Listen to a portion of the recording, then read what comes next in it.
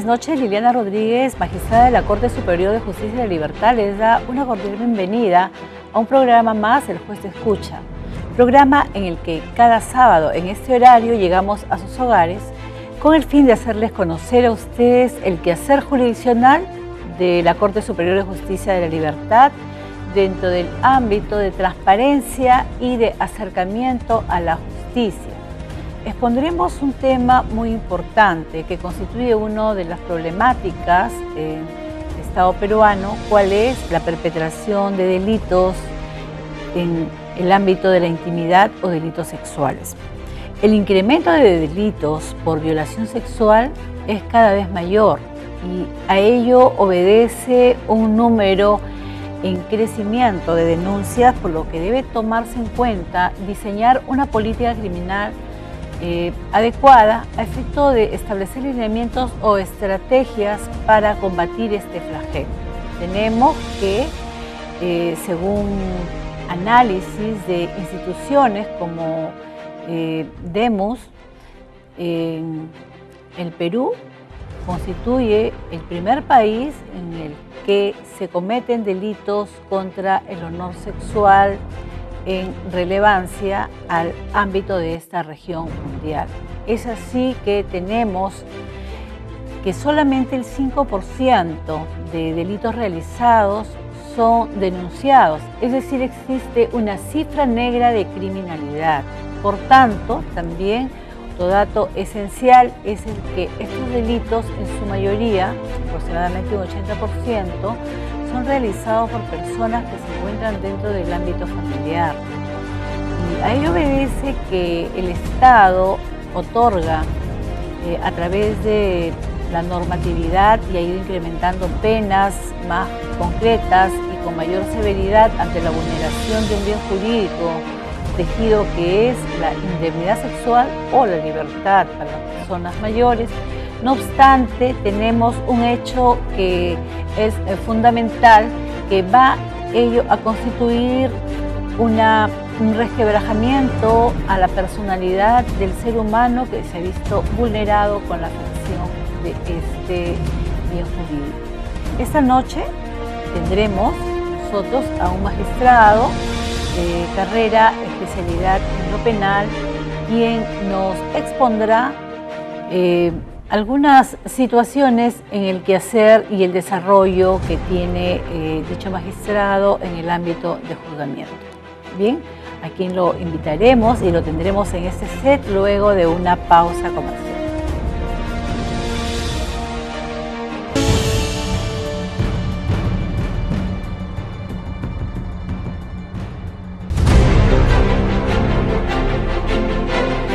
Tal como les había anunciado en el bloque anterior, tenemos esta noche a un invitado, el doctor César Augusto Ortiz Mostacero, magistrado de carrera y trayectoria impecable en el Poder Judicial, dedicado al quehacer en el área penal, quien es integrante de un juzgado colegiado que está a su vez integrado por jueces unipersonales de Trujillo. Muy buenas noches, señor doctor. Muchas gracias por haber permitido estar en esta noche y poder dirigirse a nuestros televidentes. Gracias, doctora. Yo agradezco la cordial invitación. Realmente es un acierto este programa que permite que la ciudadanía conozca el quehacer del Poder Judicial, conozca a sus jueces, la manera que trabajan y las proyecciones que hacen a favor de la comunidad. Muchas gracias. Quisiera que usted nos explique, dentro del ámbito de 7 años a la fecha, ¿existe alguna incidencia en porcentajes de incremento en delitos sexuales? Bueno, eso es evidente. El incremento, según reflejan las estadísticas en el Poder Judicial y que es constatado por los jueces que realizamos los juzgamientos de estos delitos, es sustancial. Me atrevo a decir de que después de los delitos contra el patrimonio que ocupan el primer lugar, los delitos contra la libertad sexual ya alcanzaron el segundo lugar, al menos en esta región. Y no solamente referidos a delitos de violación de menores de edad, sino violaciones de mayores de edad, violaciones de personas en imposibilidad de resistir, que está muy de moda dentro de la juventud. Y además de ello, no nos olvidemos de los actos contrarios al pudor. La prensa ha informado en los últimos días de los actos de tocamiento que se realizan en los medios de transporte y ha causado alarma en la sociedad. En consecuencia, pues,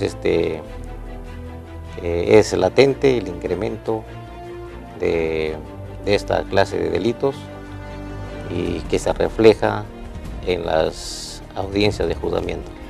¿Usted considera cuáles son las causas para el incremento de la judicialización?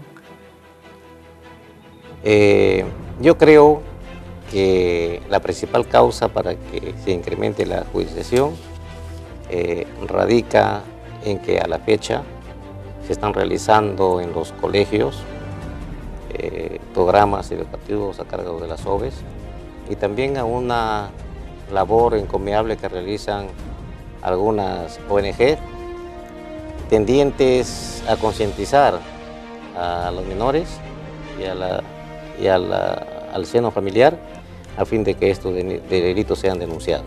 Claro, o sea que las personas ya conocen sus derechos y saben a qué lugar acudir, ¿no? De tal manera que eso sería dentro de políticas que se están dando de forma preventiva, ¿no? Así es. No nos olvidemos de que la prevención es la mejor arma para combatir este flagelo. ¿Considera usted dentro de la realización de juzgamientos en estos delitos sexuales, existe algún obstáculo durante el proceso que se realiza el juicio oral? El principal obstáculo que se encuentra en los actos de juzgamiento son los hechos de retractación de la víctima. No nos olvidemos de que estos delitos se realizan principalmente en el seno familiar. Las experiencias nos indican de que siempre en hogares desprotegidos se producen estos delitos y principalmente por el padrastro, por los tíos, por el primo y muchas veces por los propios padres. De tal manera de que la víctima se siente presionada y llegan casos en que luego de denunciar el hecho, de efectuar su declaración ante el Ministerio Público, ante el juez de familia e inclusive referir el dato al médico legista y al psicólogo especializado, llegan al juicio oral y se retratan de su imputación. Entonces se crea el grave problema para los órganos jurisdiccionales decidir qué versión creer. La primera que dio al Ministerio Público, que lo virtió al médico legista o al psicólogo, o la versión que viene a dar en juicio. Bien. Claro, en realidad que acá se torna en un problema para el magistrado al momento de tomar la decisión, pero no obstante también tenemos una herramienta que es importante, la prueba anticipada en el ámbito de la investigación, que es usada no muy frecuente, podría tal vez ser mejor utilizada a nivel de delitos de violaciones sexuales. ¿Cuál es su opinión? Pero respecto a la retractación, nosotros tenemos una herramienta sustancial que está dada por el Acuerdo Plenario 1 del 2011 y ahí se fijan ciertas pautas que deben tener en cuenta el órgano jurisdiccional para resolver en caso la víctima se retrate en juicio. Y se analizan si dentro del seno familiar hay alguna presión o si la víctima o su familia es dependiente del abusador económicamente. No nos olvidemos que en el seno familiar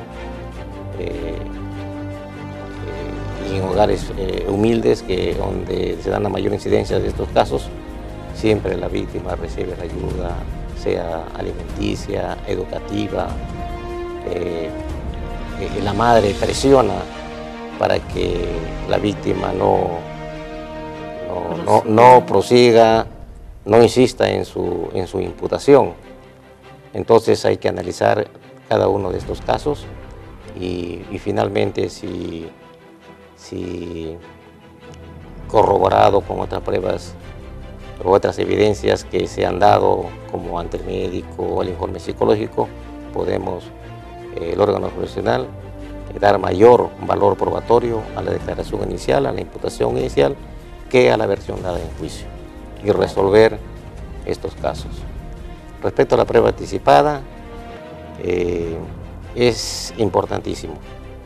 No nos olvidemos de que por el transcurso del tiempo se producen estos cambios de versiones, estas presiones hacia la víctima, y eso se evita con la prueba anticipada. Y también constituye una herramienta para evitar la revictimización de la menor. El tema de retractación que nos ha indicado nuestro invitado, que es muy importante y que se realiza ello dentro de la investigación y fundamentalmente durante el juicio oral, que se realiza con el fin de dar un fallo luego de un justo y debido proceso, será analizado así como la situación y el entorno familiar de las víctimas. Ello veremos en el próximo bloque, luego de unos comerciales.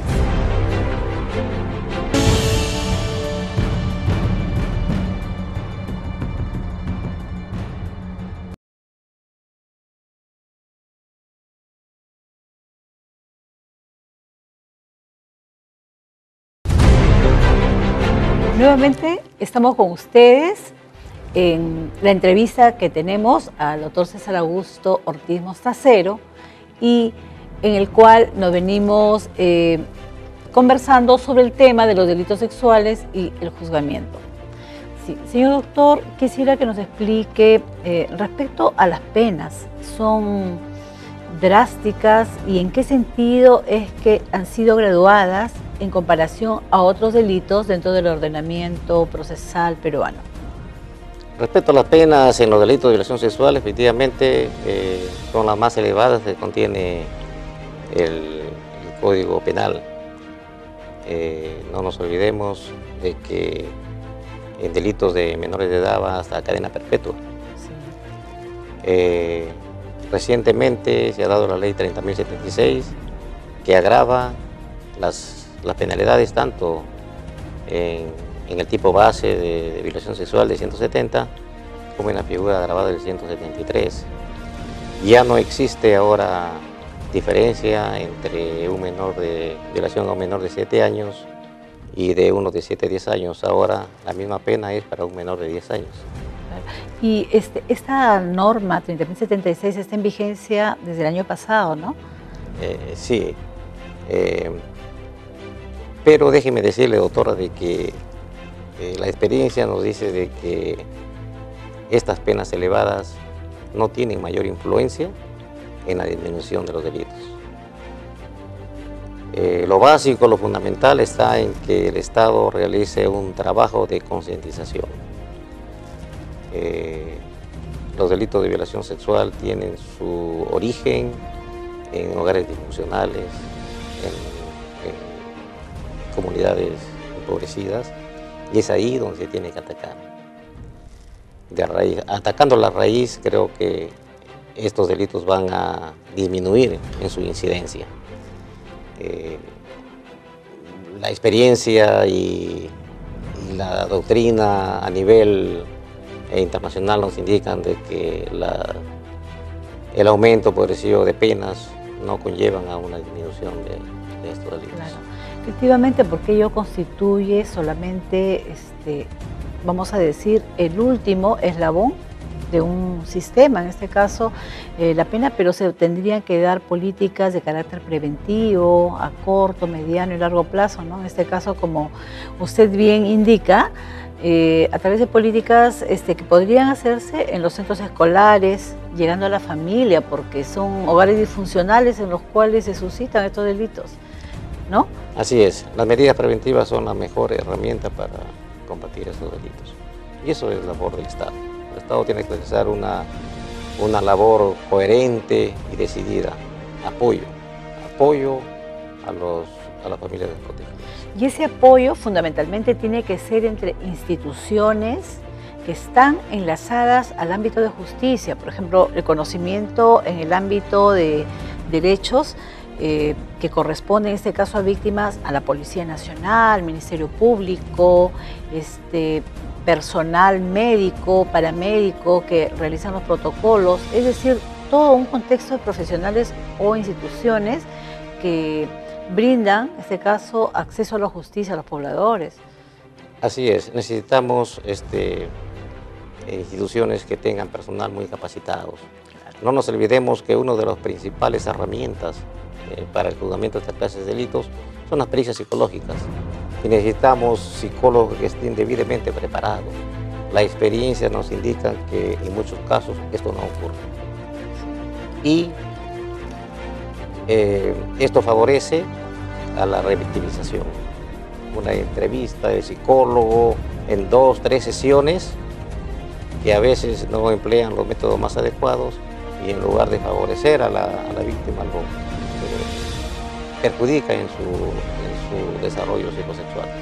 Considero que es importantísimo el nivel inicial ante un delito. ¿Por qué? Porque la realización de protocolos en los delitos, esto va a generar, si es un protocolo adecuado y una investigación adecuada por profesionales que conocen el ámbito y el manejo de estos delitos que están atacando derechos fundamentales, va a tener el costo en el juicio, va a llegar la calidad de una investigación adecuada, correcta, y se va a poder emitir una sentencia conforme, porque muchas veces aprovechan de ello los abogados, personas que están siempre al lado de los violentadores, de las personas que están al margen de la ley, para buscar cualquier nivel de falencia a través de los profesionales para causar impunidad o pedir impunidad a futuro, ¿no?